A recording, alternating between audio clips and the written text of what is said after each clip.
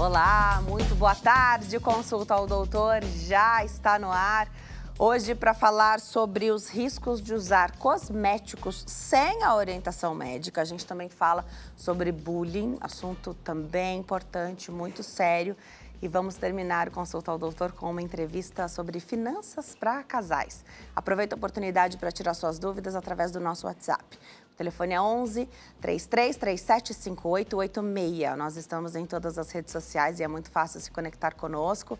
Lá no Instagram, @TVHit, no Facebook é Hit TV Oficial. O nosso canal no YouTube é Hit TV ao vivo. E o site para você acompanhar tudo de pertinho é www.hittv.com.br. As minhas redes sociais sempre à disposição para sua participação e sugestão de tema para as nossas próximas entrevistas também. No Instagram é @DeniseLuc e facebook.com/DeniseLuc. Começa o bate-papo de hoje falando sobre os riscos de usar cosméticos sem a orientação médica, sem a melhor indicação do uso. Quem tira as nossas dúvidas é a doutora Renata Violato, ela é dermatologista. Doutora, que prazer te receber aqui. Obrigada por ter vindo. Igualmente, é um prazer estar aqui. Obrigada pelo convite.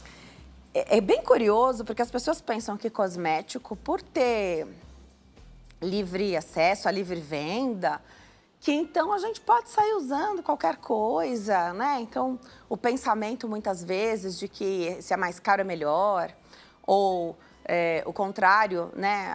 Tão baratinho, acho que não vai servir, se rendendo ali a embalagem, né? Ao que a amiga usa. E muitas vezes... As redes sociais, muitas vezes. As redes sociais, tem um modismo aí de produtos nas redes sociais, mas quem falou que tudo é bom para todo mundo? Homens também caem nessa, mas o cosmético uso maior, e quem se preocupa mais são as mulheres, né? E curioso que é quase que fazer esse uso sem a orientação e a melhor indicação é gastar dinheiro à toa. Exatamente. Não é? Concordo. Até porque cada pessoa tem um tipo de pele, cada organismo é um organismo e a melhor pessoa para te orientar é um médico dermatologista, né? Então, muitas vezes você, por ser um cosmético caro ou por sua amiga estar usando, não quer dizer que seja legal para você. Então, a orientação é sempre muito importante, até por isso também. Evitar de gastar dinheiro à toa e evitar você ter problemas na sua pele, né? E saber o que o cosmético pode entregar pra gente, né? Exatamente. Porque às vezes a propaganda é linda, muito bem feita, mas às vezes aquela não é a realidade que o produto vai poder entregar na sua pele. Você tem melasma, você tem rosácea, sua pele é mais sensível do que da maioria das pessoas, Exatamente. né? Então, são nuances que são tão importantes e, de repente, você compra um produto, gasta um dinheirão, também é isso, né? Aí, eu vou comprar esse produto. Você consegue manter o uso desse produto? Sim. Porque, senão, quase que não adiantaria, né? Com certeza. O skincare tem que ser uma coisa contínua, né? Qualquer tratamento dermatológico, então é importante esse acompanhamento. E o que você falou de pele sensível, eu acho que é uma das coisas mais importantes, porque existem pessoas que têm uma pele mais sensibilizada, uma pele que não tolera qualquer produto, por exemplo, pacientes com rosácea, né? Ou que já tem a pele muito ressecada, ou uma pele mais envelhecida, que é mais afinada. Então, tem que ter um manejo especial e um cuidado especial, e só um dermatologista vai poder te indicar, né, o melhor produto. E o dermatologista é tão gostoso e a gente deveria fazer isso, assim, pelo menos uma vez ao ano. Mas, se possível, nas mudanças de temperatura. Então, com certeza. Quando começar o calor e quando começa o frio, a temperatura mais fria, a gente deveria trocar esses produtos. Aí não precisa nem falar, né? Engravidou ou está pretendendo engravidar? Dermatologista para fazer esse acompanhamento. Entrando na menopausa, sintomas do climatério ali, dermatologista para alinhar, porque às vezes a gente fica sofrendo. Sim. E tem um produto ou uma coisa que a gente pode usar ali uma vez ao dia, só à noite, ou que vai dar um conforto, que a gente não tem esse conhecimento. Exatamente. E na internet, né, às vezes as pessoas compartilham que elas usam, mas será que elas só têm benefício com aqueles produtos? Ou quando você faz muita coisa, você não sabe nem o que te deu aquele, Sim, né? sim. O que deu o resultado? Foi a combinação, foi a associação. Né? Exatamente. Quando a gente pensa, né, numa receita para um paciente, a gente pensa nisso, na Nessa associação. que é o melhor caminho. Exatamente. Muitas vezes, quando a gente vai usar um ácido, por exemplo, no rosto, em casa mesmo, não digo nem peelings, em casa, é importante manter a pele hidratada para você não ter irritação. Então, todo o conjunto da receita é importante, né? Outra conversa que eu acho bem legal, até foi uma experiência pessoal minha, eu era novinha, fui ao dermatologista. E aí eu não conhecia esse universo, né? Então conhecia bem menos do que hoje, que a gente vai tendo a vivência, a gente vai sabendo os produtos que são mais em conta, os produtos que são mais caros, né? Quando eu saí de lá, aceitei, claro, né? Quero o skincare, quero fazer o que a dermato pediu, mas quando eu saí de lá, eu me dei conta de que era tudo muito caro. Né? Então, naquele momento, eu não ia conseguir fazer daquele jeito. Depois dessa consulta, essa passou a ser uma colocação, uma preocupação minha, ó, doutora. Pensa também que vocês estão super inteirados, né? Sim, do valor dos produtos. Às vezes tem um semelhante que pode entregar algo parecido, que tem um custo-benefício bom, né? Sim. Então, tem gente que gosta de usar produto mais caro, que pode, e que gosta, e que pede. Mas quando não dá, isso também afasta as pessoas de irem ao dermatologista, certeza, né? Mas é importante, na consulta dermatológica, a pessoa compartilhar essa preocupação com a gente, né? Então, muitas vezes eu recebo essa demanda de, olha, não posso gastar muito. A gente tenta fazer um skincare personalizado com produtos que deem, né, caibam no bolso. E muitas vezes, aquele mais caro que você vê quando você vai viajar, né, no aeroporto, não é o melhor. Então, um dermatologista, às vezes, para o seu tipo de pele, você vai achar um produto que o custo-benefício seja muito melhor e vai te trazer muitos mais benefícios, né? Fora o que a gente tem que usar todo dia, assim, para fazer a limpeza. Tem sabonete facial adequado para cada tipo de pele. Com certeza, super. Um custo-benefício maravilhoso. Algumas, você consegue comprar o refil, ou a gente encontra promoções durante o ano que você paga 50% do valor na segunda unidade. Hoje em dia já tem sabonetes, né, géis de limpeza, que tem o refil, você não precisa comprar a embalagem inteira, sai mais em conta. Sai mais em conta, isso é exatamente. E também encontrar aqui, especialmente para as mulheres, né, encontrar o demaquilante, por exemplo, que tem que tirar a maquiagem, não pode dormir de maquiagem, pelo amor de Deus. Encontrar o demaquilante, o veículo do demaquilante, que a gente se adapta melhor. Com certeza, né? porque uma pele é mais seca, outra é mais oleosa, uma é mais sensível. Eu, por exemplo, não me adapto com demaquilante mais oleoso. Então, às vezes a maquiagem está mais pesada ou a prova d'água, então eu uso. Mas depois, assim, me dá trabalho para tirar aquela sensação de oleosidade da pele que me incomoda. Eu também não consigo usar uma água micelar, e você pode se identificar com esse relato que eu estou dando aqui. Eu não consigo usar a água micelar e depois não lavar o rosto de novo. Sim, né? Mas então, o ideal é lavar mesmo, porque um complementa o outro, né? São, como a gente fala, a gente pensa na receita como um todo, né? Então, a solução micelar, ela é uma ótima opção em casos como o seu. Ela faz uma limpeza, mas tem a função do sabonete também. Perfeito. E aí a gente não sabe, às vezes, para que serve a água termal, você falou de água micelar, e para que serve a água termal, e quando é que a gente pode... São tantos nomes, né? E assim, está para se perder nas farmácias hoje, né? Um verdadeiro paraíso, eu particularmente adoro, para mim é um passeio. São muitas opções de protetor solar, então, a gente mesmo recebe cada dia uma opção nova de lançamento. Então, assim, tem coisas para todos os bolsos, todos os tipos de pele, tem bastante variedade. Ótimo. Tem uma coisa que está super na moda agora, que é a tretinoína. A gente sabe que a isotretinoína, aquele remedinho famoso... Que age nas glândulas sebáceas. Que a gente usa para acne grave. Para aquela acne bem severa. Mas tem agora de passar. Não é agora, né? Acho que é antigo o produto. Mas viralizou. Não sei que famoso que começou a usar. Uma famosa, uma mulher. Então, na verdade, tudo isso que a gente está falando, a tretinoína, ela é um derivado do ácido retinóico. Então, o retinol, O ácido retinóico e a tretinoína são todos derivados da mesma substância. Só muda o jeito que ele é entregue na sua pele, se tem que ser metabolizado ou não. E são todos derivados da vitamina A. E isso a gente já usa na dermatologia há muitos anos. Então, vira e mexe, assim como a niacinamida foi um ativo também que veio à tona de repente, e a gente também já usa há muito tempo. Então, parece que vão voltando, né, as tendências. E hoje, com as redes sociais, algum famoso posta que usou e todo mundo quer. E hoje em dia, por exemplo, a niacinamida é um ativo que é mais tranquilo, mas o ácido retinóico, o retinol, a tretinoína, eles têm um potencial irritativo para a pele, então já é mais perigoso sair usando. Então precisa dar indicação. A gente vai Com falar certeza. qual é a melhor indicação, de maneira genérica, de maneira geral, mas isso que vai ser falado aqui não substitui a sua consulta. Até porque também é vendido livremente esse ácido, não, né? É. Que pena, né? Que pena. O correto é com venda com uma receita, exatamente. Mas a gente sabe que muito do que vem escrito lá que precisa da receita, na verdade, é vendido livremente. E tem alguns dermocosméticos que tem retinol, né? Então, que é liberado para uso.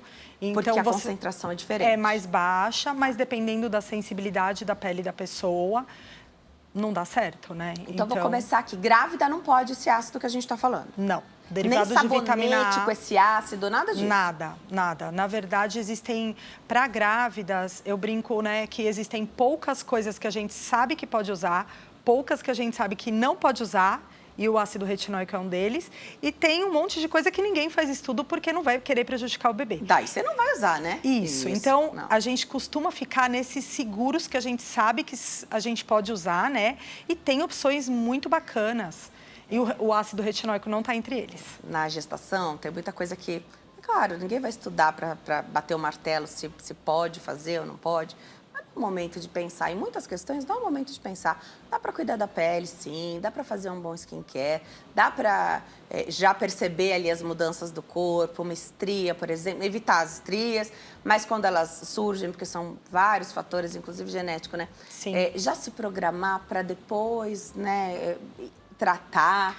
E me assusta um pouco, às vezes, até alguns médicos que fazem em si o tratamento em épocas que não tem um estudo para mostrar, né? Então, assim, é assumir a responsabilidade. Exatamente. E a minha opinião é que a gente que não é da área, a gente é leigo, melhor não fazer. Eu não fiz, depois coloquei todos os tratamentos em dia. É uma fase tão especial da vida, não né? Não tem por que acelerar, Você vai pensar na sua gestação. Tem produtos super seguros, com embasamento científico que a gente pode usar. Legal. E vai super tranquilo, não precisa ficar inventando, são 9 meses, depois a gente nasceu, o bebê já tem bastante coisa que a gente pode fazer. E sair para fazer esse momentinho também é... uma delícia. Faz parte de uma boa saúde mental nesse período do puerpério. Quem tem filho entende, né? É isso mesmo. Mas muito legal. Então, contraindicação dessa tretinoína ou dos derivados desse ácido retinóico, gestante, exatamente. Absoluto. Tá. Quem está amamentando a gente não indica também, tá? Pessoas de pele muito sensível, como rosácea, uma pele mais sensibilizada.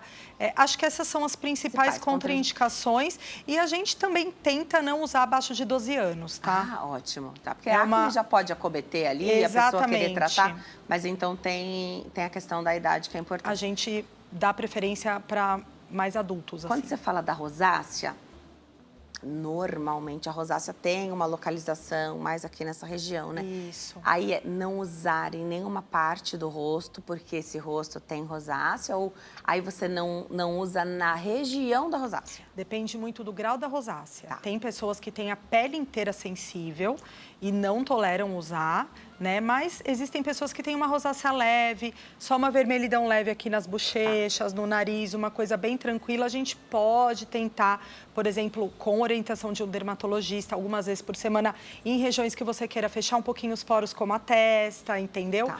Mas, assim, tem que ser com acompanhamento, porque muitas vezes o que você pode ter de malefícios, né? Uma irritação, acaba piorando em vez de melhorar a sua pele, né?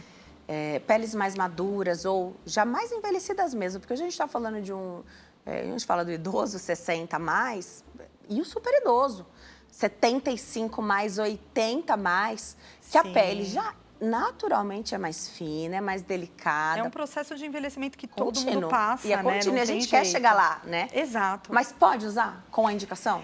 Com indicação e com acompanhamento a gente consegue, tá? Mas tem que sempre ver a espessura da pele, tem que ver o grau de hidratação da pele. Exposição solar é uma coisa muito importante porque é uma medicação que é fotossensível. Então, se é um paciente que fica muito exposto, sempre viaja para a praia ou fica, né, muito exposto ao sol, a gente tem que ter mais cuidado. Então, tudo na consulta é importante, né?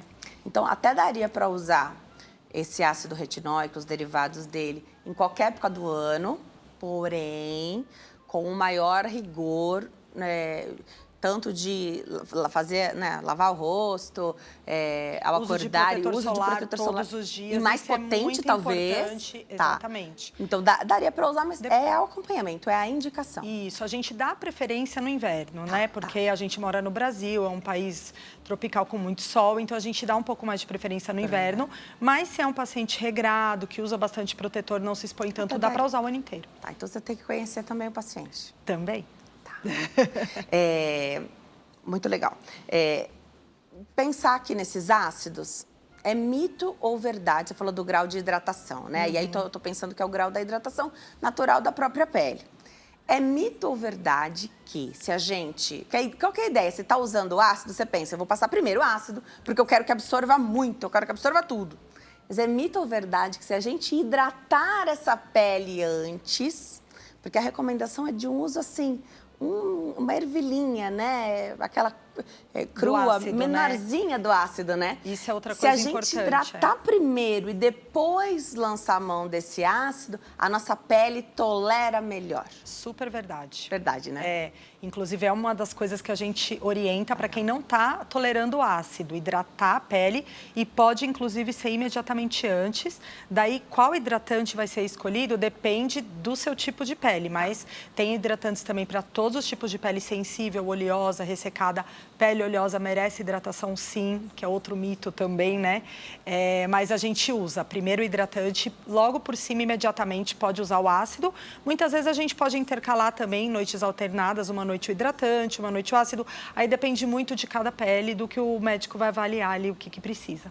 Fala da quantidade e de repente, você ter passado ali uma orientação para uso. Primeiro, vocês fazem uma adaptação da gente com ácido, né? Então, nunca começa, ou é muito raro, eu nunca recebi essa recomendação, de já começar passando todas as noites. Não, a gente... Queria que você falasse sobre isso e se depois, quando chegou a hora, eu tô fazendo a quantidade direitinho, fala da quantidade também.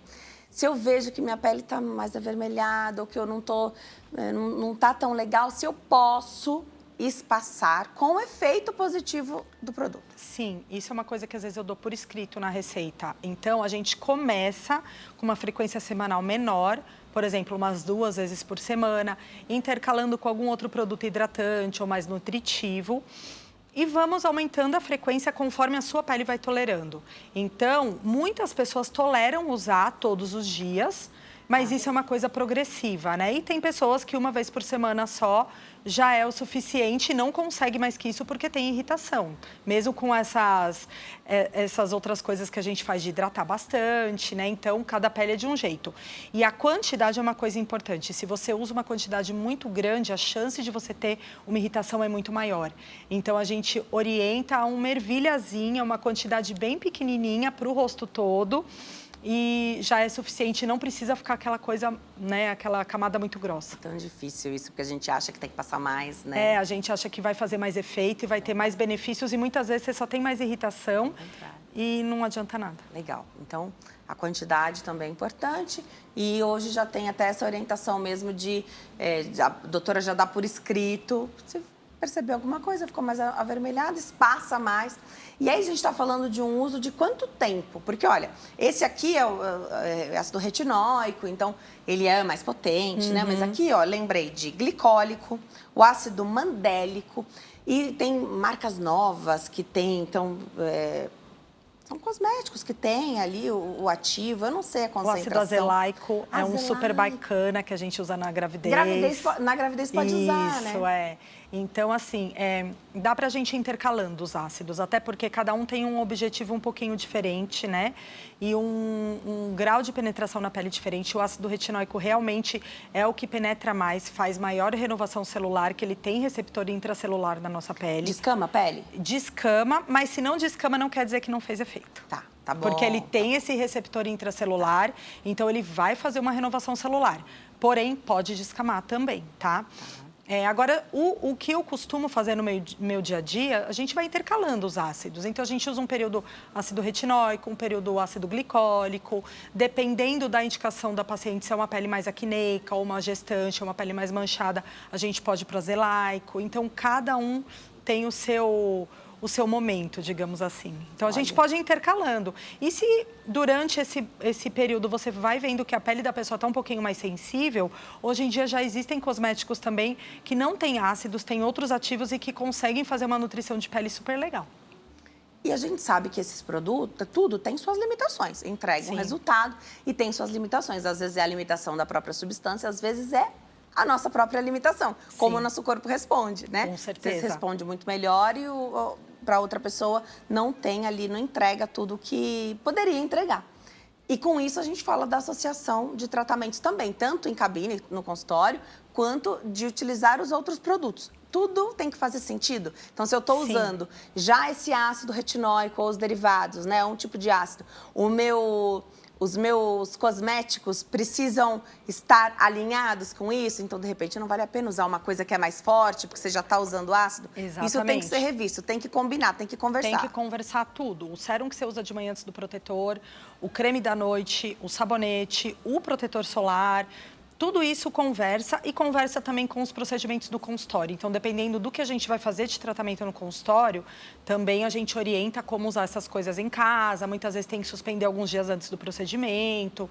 Então, tudo conversa, na verdade. E hoje a gente tem produtos, minha pele é sensível, incríveis, né? E às vezes você faz um procedimento, se submete a um tratamento ali com a dermatologista, a pele depois fica, né, mais avermelhada, mais sensível. Tem calmantes incríveis, Com cremes certeza, calmantes, assim, que salvam, né? Dão aquele alívio. Primeiro a sensação de alívio, que é o que a gente quer, né? Então, é muito legal. Só que tudo precisa conversar.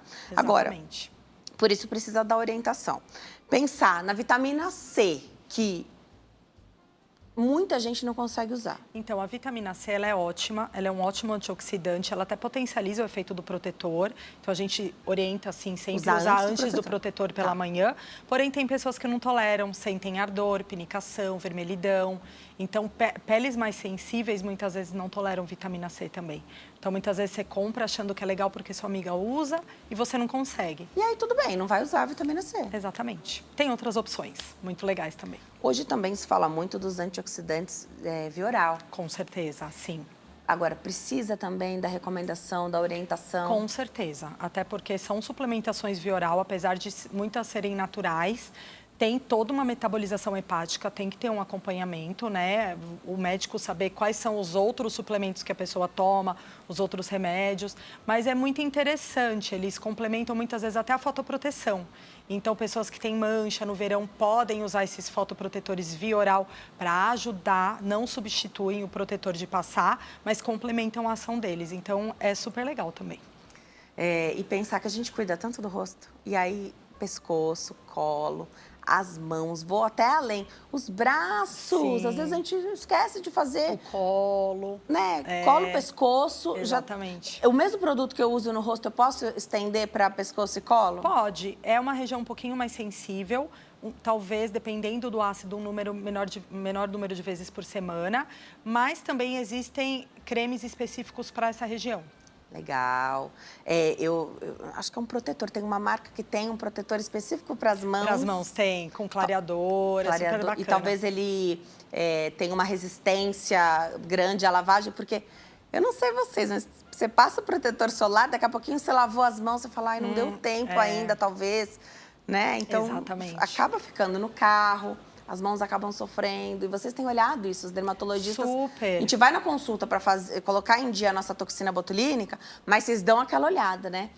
E é tudo, né? Uma consulta médica. Então, hoje, por acaso, o nosso tema foi falar dos cosméticos, falar desse skincare que a gente faz dentro de casa, mas que não é só marcar o horário para fazer a toxina botulínica com o seu médico. Normalmente, fazer toda uma avaliação, né? quando eu faço uma consulta, a gente faz uma consulta dermatológica. A gente avalia tanto as queixas estéticas, que são super importantes para a autoestima, eu adoro tratar essa parte, mas tem também a parte dermatológica de alguma lesão que você tem, alguma pinta que possa ter mudado.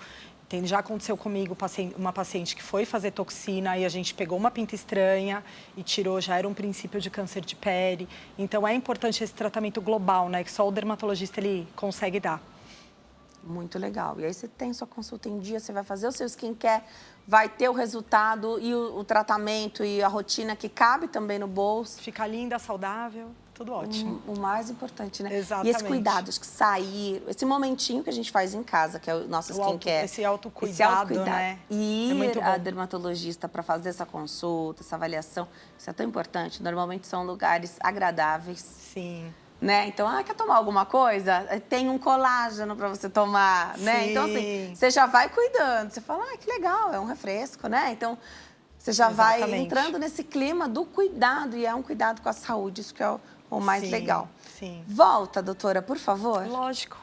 Com Nosso certeza, tempo é curtinho, adorei. Mas você está convidadíssima a voltar. Muito obrigada. Tanta coisa quando vocês importante quiserem. pra gente falar sempre aqui desses cuidados, né? Sim. Dos cuidados para não exagerar, não gastar dinheiro à toa, acertar ali os cuidados com a pele, evitar situações, né? Quando você não tem a melhor indicação, coisas ruins podem acontecer, pele fica manchada. Com certeza. Né? Então, tomar esses cuidados e volta pra gente falar mais disso tudo. Vou deixar o contato aqui da doutora, que é lá no Instagram, @RenataViolatoDermato. @RenataViolatoDermato. Vou te seguir lá também, doutora. Obrigada por ter vindo, viu? Obrigada a você pelo convite, foi um prazer. O prazer foi meu. A gente vai pro intervalo, o próximo bloco a gente fala de bullying e eu tô te esperando. Até já.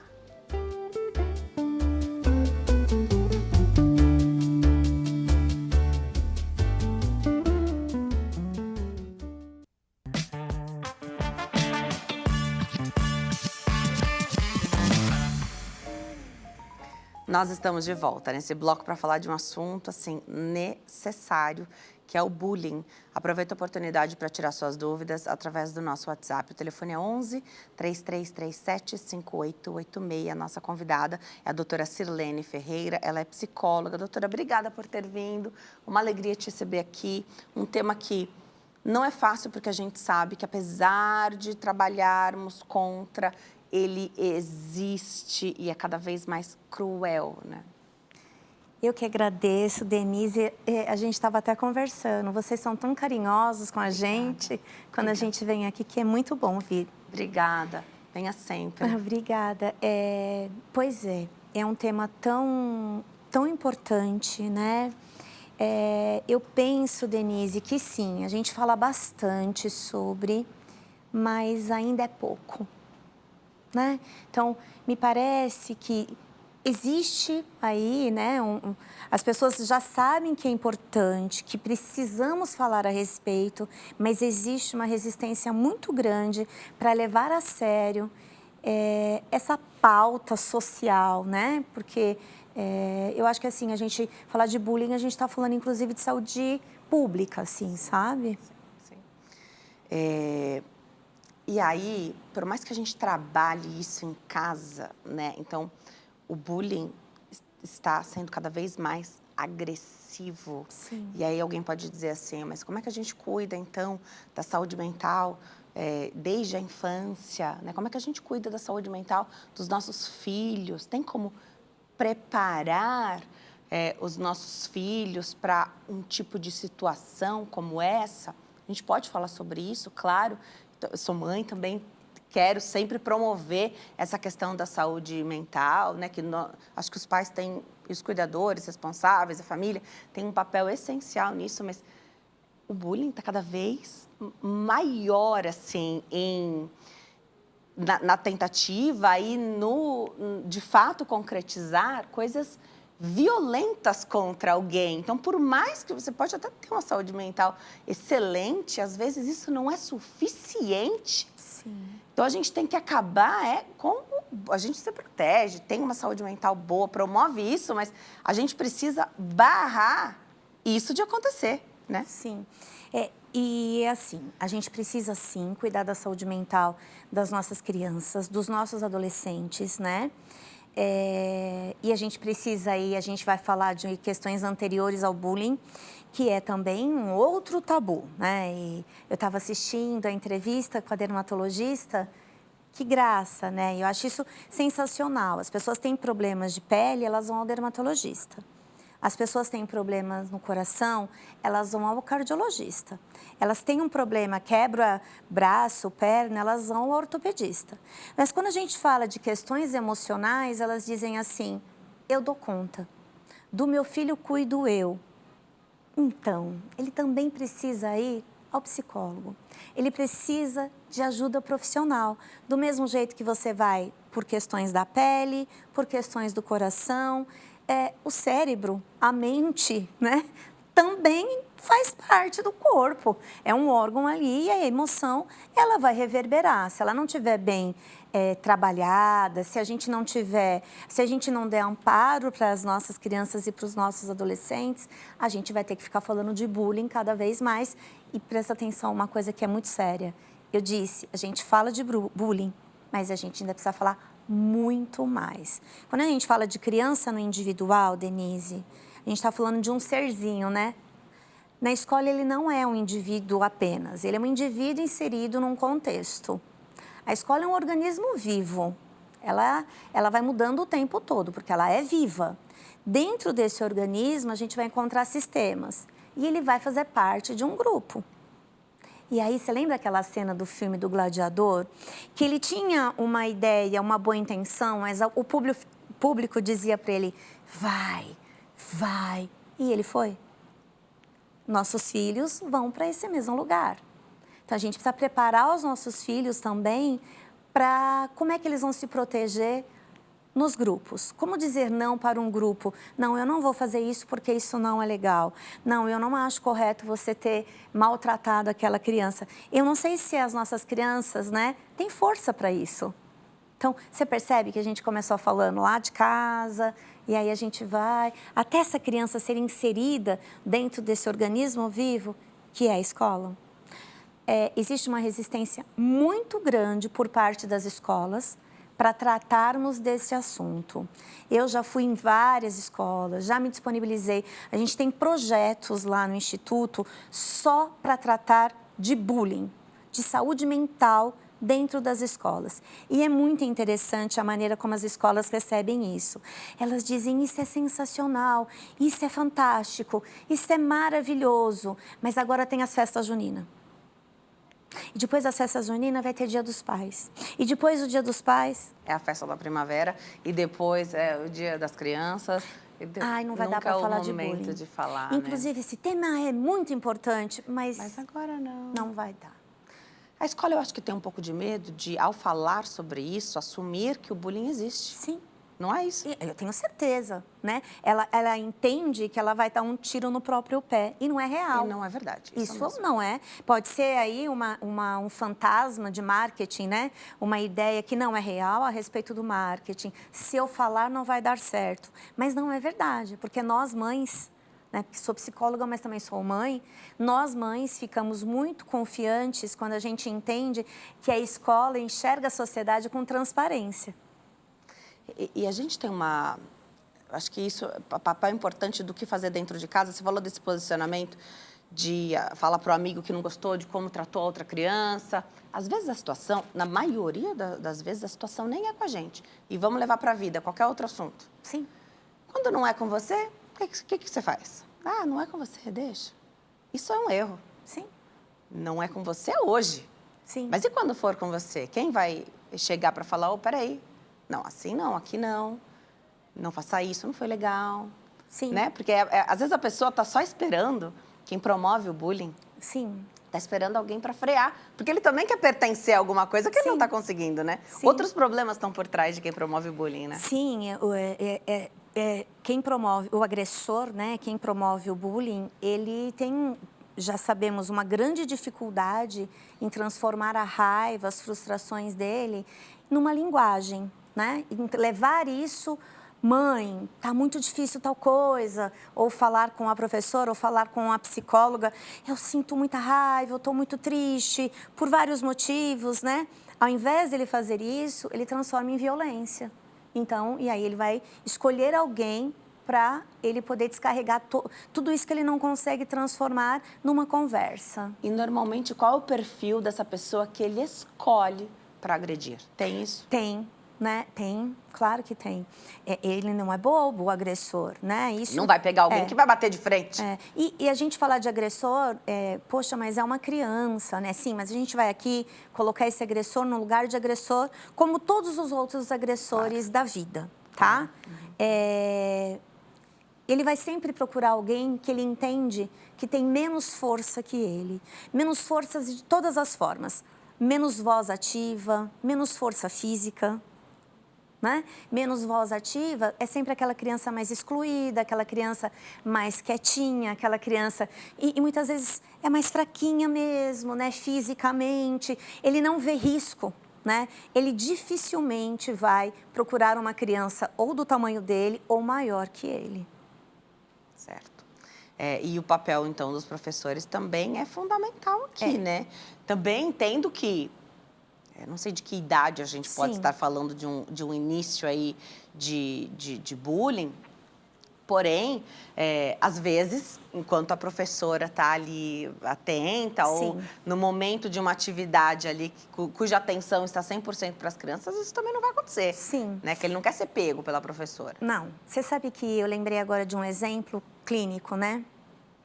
Na semana passada, eu iniciei com uma adolescente, ela tem 14 anos, e ela me disse que... Ela disse assim, eu tive problemas na minha escola. Um menino, ele é muito ruim, ele me xinga, ele fala do meu peso, ele tenta me humilhar, ele tenta fazer ele tenta me destruir. E eu disse, o que você faz? Ela disse assim, olha, a princípio nada. Por quê? Processo de patologização das escolas. Ele tem TOD. E eu falei, como que é isso para você? Ela falou, eu não queria mais ir para a escola. Porque ele ter TOD, ele pode me maltratar. Então, ele me maltrata, ele me xinga, ele fala do meu peso, ele destrói a minha autoestima. E aí eu falei, e como é que você disse que antes você deixava, e agora? Ela disse assim, eu não aguentei. Semana passada, ele veio, ele me humilhou e eu disse para ele, para, você é uma criança cruel. Eu falei, você disse isso para ele? Ela falou, disse. E disse para ele, eu não sei se é TOD. O que você tem eu chamo de crueldade. TOD é o transtorno opositor desafiador, que a gente também já teve a oportunidade de falar aqui no consulta. Olha que situação complicada. Porque aí por trás, é como se ele o escudo dele seria esse transtorno, porque ele né? tem uma credencial, né? Como se tivesse uma credencial para agredir alguém. Olha, eu te humilho, mas eu não sou um agressor. Eu tenho uma credencial aqui que diz que eu posso fazer isso. Então, olha só, a gente traz essa discussão para dentro das escolas. A gente precisa falar desse processo, né? O que é patológico e o que não é. Legal. O agressor também precisa de um acompanhamento psicológico. Eles costumam buscar as famílias, então, pensando aqui da idade, né? Em que idade o bullying pode começar a aparecer ali dentro da vida escolar, em alguns cenários? Em que idade pode começar? Então, e se eles buscam o apoio psicológico? Porque depende dos pais, né? Os pais têm que levar. Sim. Então, eu já vi vários exemplos, né? De pais que dizem, nossa, isso é sério, eu não sabia que isso estava acontecendo, nós vamos sim conversar com ele, né? Nós vamos ver o que é possível fazer. Como já vi pais dizendo assim, mas a vida é dura mesmo, ele tem que saber se virar, o mundo não é fácil mesmo, já ensinei meu filho que... né? Então, já vi de tudo. Meu filho já passou por um bullying, né? E isso foi antes da pandemia. E olha que interessante, eu estava em casa e aí uma mãe do colégio me liga, uma mãe muito fofa, e ela diz assim, olha, eu preciso falar com você, porque o meu filho, na época o filho dela, 9 anos, estava no pátio e ligou para ela porque disse assim, que viu 2 meninos falando para o meu filho, né? Que o meu filho era feio, tal, e meu filho é preto. E as crianças diziam assim, quem encostar nele vai ficar da cor de cocô e autista igual ele. Esses meninos diziam. E meu filho ficou muito desesperado, né? E essa mãe me ligou e disse assim, meu filho me disse que isso estava acontecendo e eu orientei meu filho a ir falar na coordenação. E aí ele foi, ela disse, eu pedi o seu telefone, estou falando com você. Imediatamente a escola já me chamou. Tivemos um problema aqui, você precisa vir aqui. E eu fui. E aí a coordenadora disse, olha, aconteceu com seu filho, a gente está chamando a mãe, a gente quer uma reunião com vocês, né? E eu falei, é coisa de criança, mas eu acho que assim, brincadeira que machuca não é brincadeira, né? Em casa, meu filho tomando 1000 banhos, né? Querendo tomar banho, eu conversando com ele. E ele, mas é de cocô, é de cocô? E fui explicar que o papai também não tem cheiro de cocô, o papai é cheiroso e que isso não era verdade. Então... Que duro viver isso, né? Mas olha que situação. Aí veio a mãe e o pai do outro garoto e nós então fomos para uma mesa para conversarmos. E a coordenadora disse, olha, seu filho fez isso, isso, isso, com uma criança, assim, assim, assim. A mãe disse assim, nossa, eu nem sabia que meu filho convivia com esse tipo de criança. A coordenadora falou, você não entendeu. Então veja bem, essa criança que fez o bullying com meu filho é vítima também. Então, eu fiquei com muita dó dessa criança, porque você entende, ele não praticou algo que ele fantasiou, foi algo aprendido dentro de casa. Então, ele também é vítima de bullying. Dentro da própria de casa. Pela família. Então, né? É claro que, gente, não é todo mundo que vai conseguir parar para entender esse... Mas essa fala da mãe é muito problemática, né? Muito. E muito triste, Muito né? triste. Mas você acha, se ela disse isso, né? Alguém mais já disse em algum lugar, né? Eu não acredito que seja uma fala exclusiva. Com certeza não. Né? Então, olha só, quando a gente fala de bullying, a gente fala de família, a gente fala de muitas coisas. Né? Então, as crianças, elas tendem a repetir padrões, elas reproduzem o que elas aprendem também dentro de casa. E, gente, o bullying, ele traz uma consequência para a vida adulta. Não foi uma, nem 2 vezes que eu já ouvi de pacientes adultos dizendo assim, quando eu era criança, na minha adolescência, e eu estou falando de homens de 30, 40 anos. Você já era psicóloga, você já tinha o seu trabalho atuando nessa área.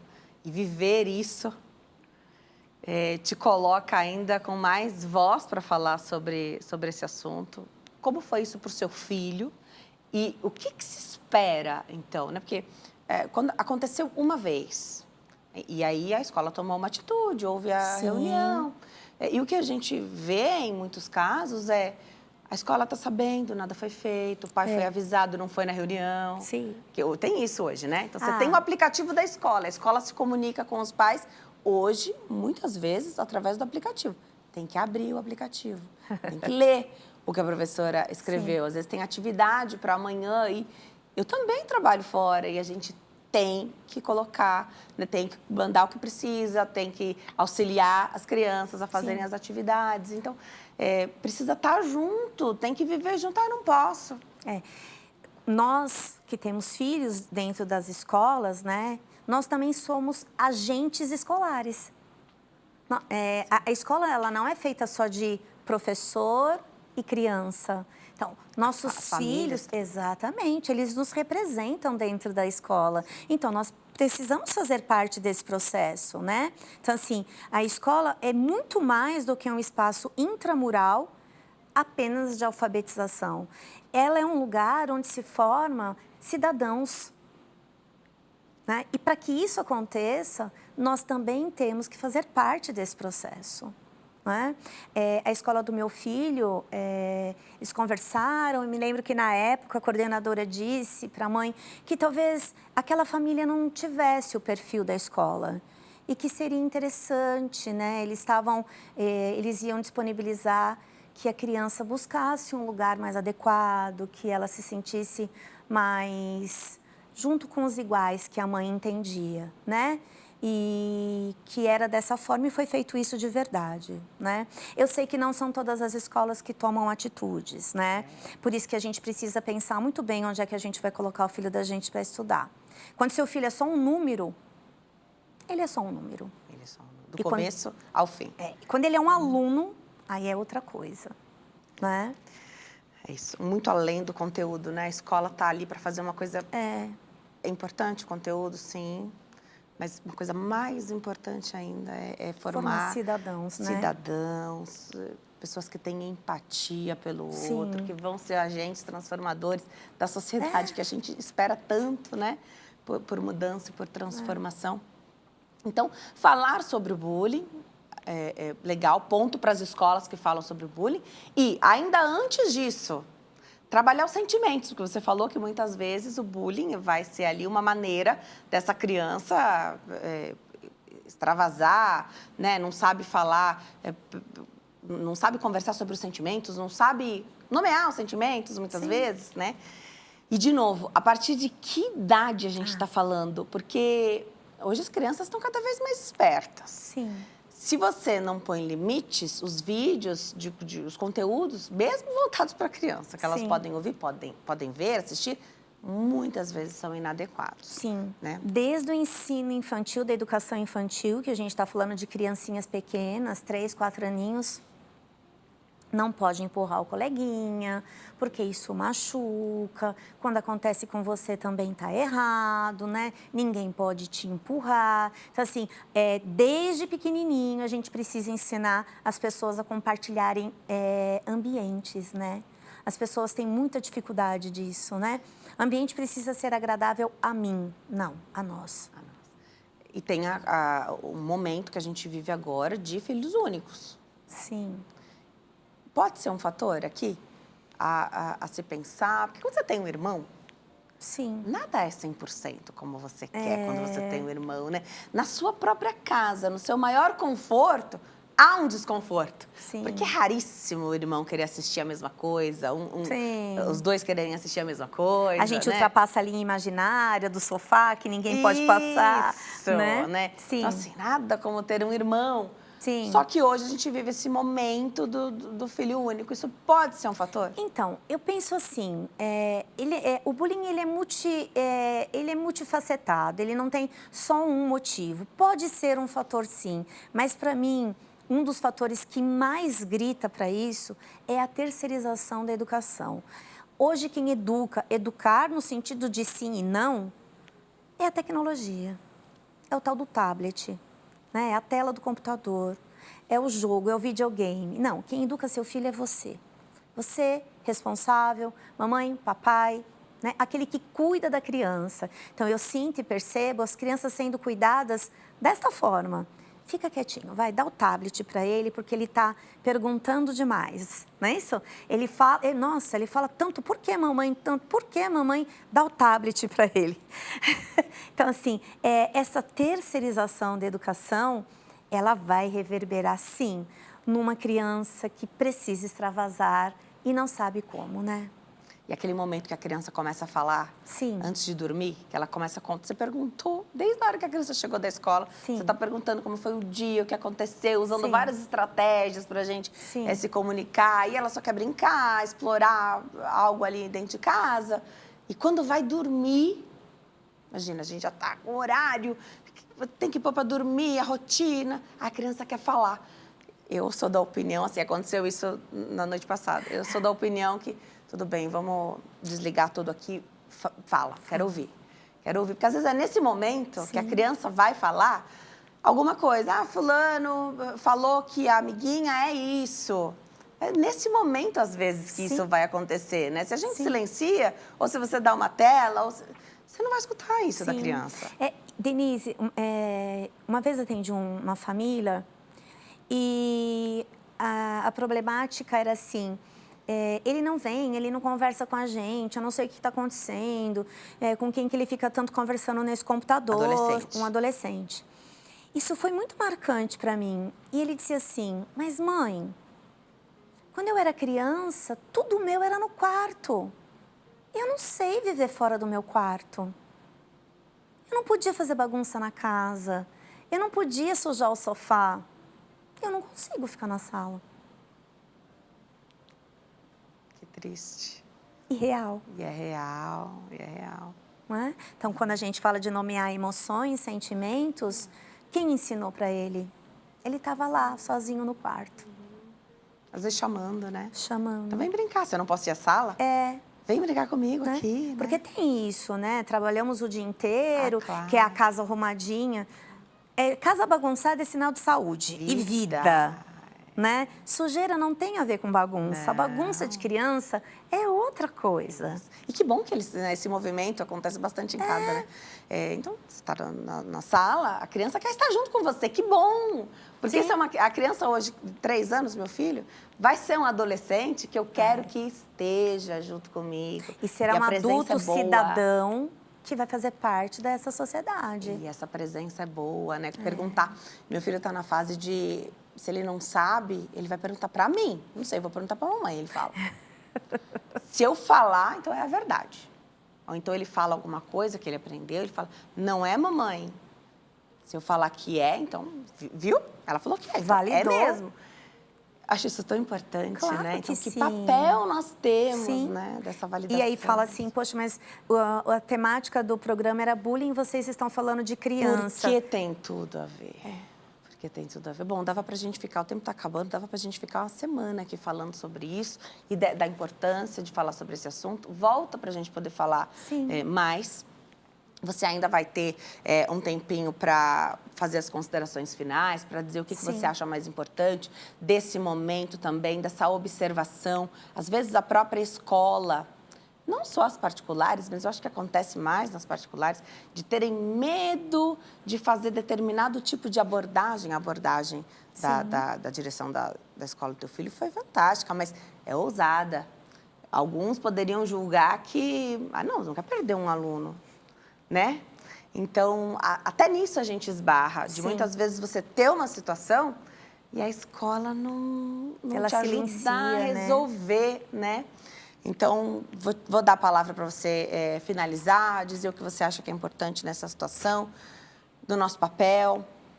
Volta para a gente falar do acompanhamento psicológico na infância e adolescência, porque hoje também tem uma vertente, doutora, de assim, a partir de que idade, então, a gente leva a criança no psicólogo? Porque crianças muito pequenas, 3, 4, 5 anos, quem precisa do psicólogo são os pais. Eu também acho.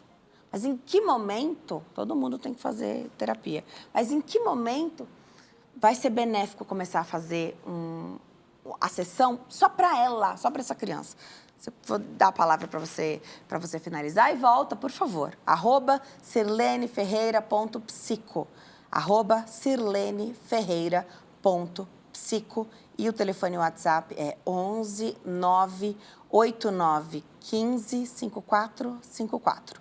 11 989 15 5454. Eu vou me preparar, doutora, para dar um recado. Já te agradeço, sempre uma alegria, uma satisfação muito grande. A conversa é muito agradável quando você vem. Volte outras vezes.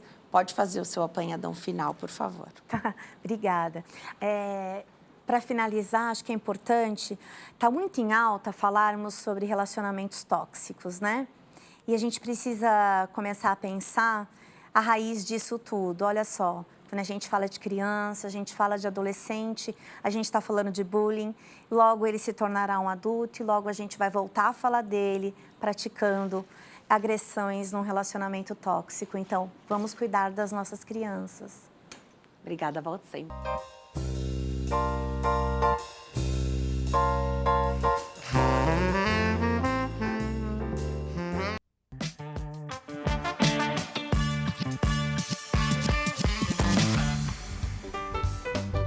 Nós estamos de volta nesse bloco para falar de finanças para casais.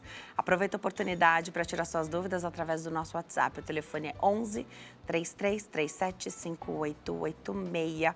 Quem tira as nossas dúvidas é Juliana Lourenço, contadora especialista em finanças. Juliana, obrigada por ter vindo. Uma alegria te receber aqui. Tenho certeza que a entrevista vai mexer com muitos casais. Então, se é o marido, a esposa, se é o namorado, a namorada, que estão nos assistindo agora, opa, peraí, conversar sobre isso. E a ideia é essa, né? Bem-vinda, obrigada por ter vindo. Eu que agradeço o convite. Nesse dia tão especial, né? Dia dos Namorados. E a gente deve sempre namorar, né? Casado e sempre, mas é importante trazer a questão do dinheiro e das finanças para dentro do relacionamento. É porque quando as finanças vão mal, o relacionamento sofre também, né? Ah, mas tem muito amor, gosta muito.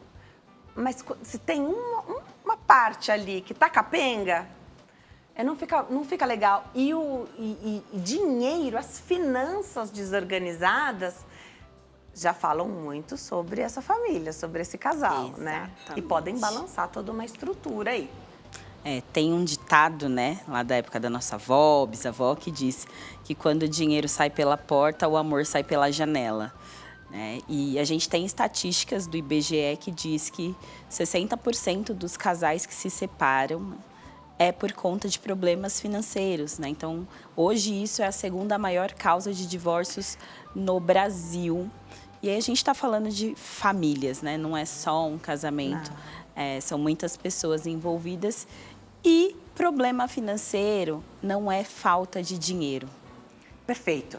E esse ponto é muito legal, porque quem está assistindo pode dizer assim, Denise, mas está tudo tão caro e com um salário mínimo, quem ganha bem, a pessoa pode ganhar muito bem, pode não ter saúde financeira da mesma forma. Então, a gente não está falando, eu entendo, né? Às vezes está ali na ponta do lápis, não dá para guardar nada, a gente entende, a maior parte da população vive dessa forma, mas mudando, então, algumas chavinhas, virando algumas chavinhas para cuidar melhor desse dinheiro que entra, exato, a gente consegue resgatar, restaurar, criar uma saúde financeira que, para quem ganha menos, pode demorar mais. Mas você consegue também ir crescendo, né, nessa saúde financeira. É isso, Ju? É isso. Eu acho que o mais importante sempre é o diálogo. Perfeito. Né? Então, para tudo dentro do relacionamento, diálogo, mas para as finanças é importante. Tem que falar sobre isso. Tem que falar sobre isso. O ideal é falar já desde o namoro, né? O ideal é falar sempre. E como é que você vai escolher? Exatamente. Então, né, tem que estar tudo alinhado, inclusive essa parte financeira. Inclusive.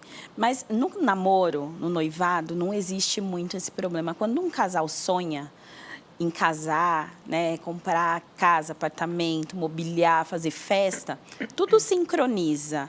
Então, quem ganha um pouco menos vai arrumar uma renda extra, vai trabalhar mais. A vontade impulsiona, é verdade. Exato, é verdade. Aquele sonho conjunto de fazer aquela realização, ele acontece. E aí, depois que casa, os casais, eles sonham separado. A maioria não sonha junto, não conversa, porque o sonho tem preço. Né, custa. Então, não são todos os casais que pensam, você quer viajar para onde? Qual é o estilo de vida que você quer viver? E aí vai cada um vivendo ali sozinho no seu CPF, e aí que começam os problemas, né? Então, um gasta de mais, outro gasta de menos, quem vai pagar mais a conta é o homem, é a mulher. Precisa ter conversa, não tem um certo e o errado, tem o que é bom para cada casal. Então, tem família que vai orquestrar tudo numa conta única, numa conta conjunta, e que os dois vão ter acesso da mesma forma. E o pensamento é sempre de que o dinheiro da casa é da casa, né? Então, deveria ser. Tanto de um CPF quanto do outro, deveria ser o dinheiro da família. Exato. Eu acho que esse nosso dinheiro que é o principal problema, que é o que não acontece. E aí fica o meu dinheiro, o seu dinheiro, e aí as coisas começam a ficar escurecidas, digamos assim. Não sabe o que fazer, qual passo dar. Né? Então, eu acho que tem que ser o nosso dinheiro e as nossas contas, a nossa família, os nossos filhos. E aí, para investir, né? Então, para gastar esse dinheiro, tem que haver a concordância. E aqui eu vou trazer a situação que acontece, que é diferente de homens e mulheres. As mulheres costumam ter gasto com cabelo, unha, sobrancelha, depilação, isso tudo é um gasto. Então, no mês, isso é um valor que é investido na beleza, saúde, beleza. Exato. Né? E, às vezes, o marido não concorda com isso. Então, acha que essa mulher gasta muito dinheiro e aí gera brigas. Mas, se é ele que aluga uma quadra e faz o futebol com os amigos, que também é dinheiro. Então, assim, não precisa gastar todo mundo igual, mas tem que saber o que é essencial para um e o que é essencial para o outro, e a conta tem que fechar ali. Então, tem que conversar. Sim. Aqui no Brasil, a gente tem um método de educação financeira. A gente não tem educação financeira, mas existe um método que é o método 50-30-20. Ou seja, 50% da renda familiar deveria ser para as necessidades básicas, 30% para gastar como quiser e 20% para investir para o futuro. Eu aí, com meus mais de 5 anos de atendimento, eu já entendi que não funciona. E aí eu fui estudar o que os países de primeiro mundo fazem, como as famílias se comportam. Então, eles dividem essa renda de uma forma diferenciada. Primeiro que, lá fora, como não tem os mesmos direitos trabalhistas que a gente tem no Brasil, né? Se a pessoa for demitida, ela não tem rescisão, não tem seguro-desemprego, não tem adicional de fundo de garantia. Geralmente, os adultos fora do Brasil, eles têm 2 rendas. Então, eles têm aqui o que seria uma renda CLT e mais alguma renda extra, porque se o principal acabar, ele já tem alguma outra coisa. Isso é uma mentalidade que nós não temos de fazer renda extra, né, de ter uma segunda entrada de dinheiro. Então, lá eles dizem que 50% da renda não é suficiente para necessidades básicas. E o que são as necessidades básicas? É a nossa casa, habitação, transporte, educação dos filhos, né? Entende-se que os adultos já foram educados, já terminaram seus estudos. Se você quiser fazer uma pós-graduação, não está dentro não está dentro de necessidades básicas, tá vai entrar em investimento. Legal. Tá? Então, as necessidades básicas são vestuário, calçado, saúde. Né?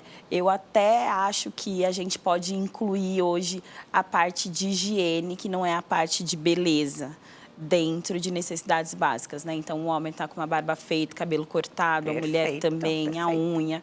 E aí, a parte de, vou fazer uma drenagem linfática, vou fazer uma massagem, a gente já pode também tirar dessa caixinha. Tá bom. Então, 55% para necessidades básicas, 5% para doação. Né? Então, eles dizem que tão bom quanto você ter é você poder ajudar o próximo. E esse 5% também serve para presentes, para presentear quem você quer. Né? Em uma época da minha vida aí que eu já não tive dinheiro, eu já deixei, por exemplo, de ir em festa de criança, porque eu ia falar, nossa, eu preciso levar um presente, e aí você não tem. Né? Então, ter essa reserva para você presentear quem você ama, para você doar para quem precisa. E aí, enfim. E aí, os outros 60%, ele diz que o quê? 10% deve ser utilizado em lazer. O nosso cérebro precisa da recompensa do trabalho. E esse dinheiro, ele não deve ser economizado.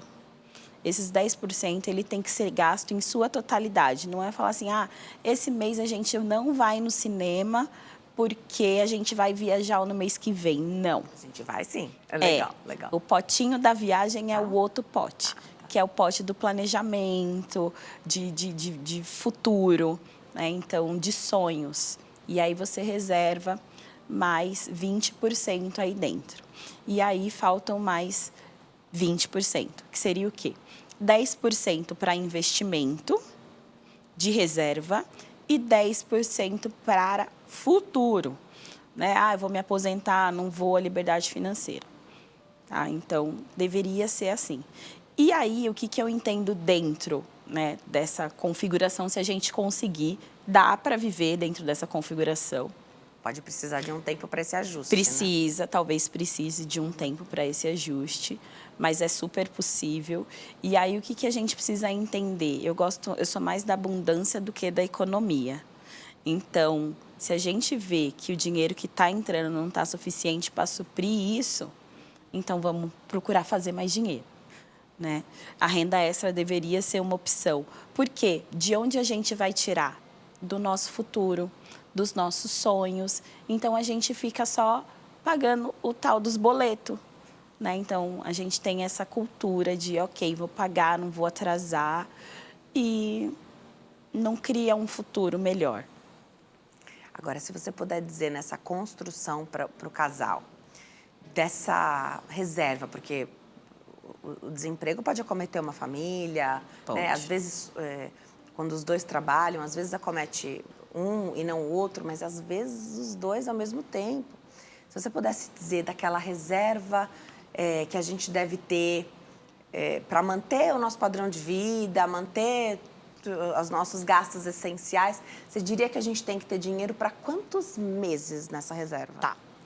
A reserva financeira, né? Tem gente que chama de reserva de emergência, reserva da paz. Eu digo que é uma reserva da tranquilidade. Que tanto você pode utilizar ela para emergência ou para uma oportunidade. Porque existem oportunidades também que você fala, olha, apareceu uma coisa aqui, Tudo bem. Preciso agarrar essa oportunidade, e você também tem como comprar essa oportunidade. Saiba ter um critério do que é a oportunidade. Até quando chama de emergência, só para te interromper um minuto, às vezes é um carro que quebrou e aí pega dessa emergência, mas será que precisava? Ou dava conta do próprio... Tudo tira desse dinheiro que tá terminando, tá começando, tá chegando lá, tudo tira, nunca você consegue ter essa tranquilidade. Eu gostei desse termo. Tranquilidade. Então, quanto que a gente precisa ter nessa reserva? Para quem é CLT, critérios são diferenciados. Então, para quem é CLT, carteira registrada, 6 meses. Do custo de vida, ou seja, os 55% da renda. Então, que é o que custa? Habitação, saúde, é o que a gente... Comida, é o que a gente precisa para viver. Que essa família precisa para se manter. Quem é CLT, 6 meses. Quem empreende, né, como a gente entende que empreender é mais instável, 12 meses. E se a pessoa estiver pensando em transição de carreira, também é importante ter essa reserva. 12 então, meses. Olha só, vou sair da minha profissão de CLT, vou abrir um negócio agora. Então, é importante que essa pessoa tenha para ela CPF, não para o negócio, 9 meses de reserva. É um filho, né? Vou abrir um negócio, então a gente entende que vai demorar aí 9 meses para esse bebê negócio começar a dar aí os frutos e dar lucros e tal. Então, tem essa construção também. Legal. Imposto de renda entra nesse bate-papo? Imposto de renda entra neste bate-papo. Eu sou contadora também, né? Então, lá no escritório sempre vem essa conversa. As pessoas enxergam o imposto de renda só como tributação. Não, o imposto de renda, ele é financeiro. E ele é o nosso maior documento de comprovação de renda. Quem empreende nem imposto de renda paga, mas é obrigatório declarar. Então, o imposto de renda entra. Hoje a gente tem as informações muito casadas do governo. E aí você pode me perguntar, mas entra como dependente, não entra como dependente, faz junto, não faz? Ai, meu Deus. Agora entra a contadora. Olha, eu sempre digo para cada um fazer o seu. O CPF é o único, tá? Quando for fazer a reserva, não existe reserva de conta conjunta. É também por CPF. Você não consegue investir com outra pessoa. A gente consegue só ter conta corrente conjunta. Então, se o próximo passo você não consegue fazer em conjunto, por que que a sua declaração de renda vai ser junta? Tá? E por que isso?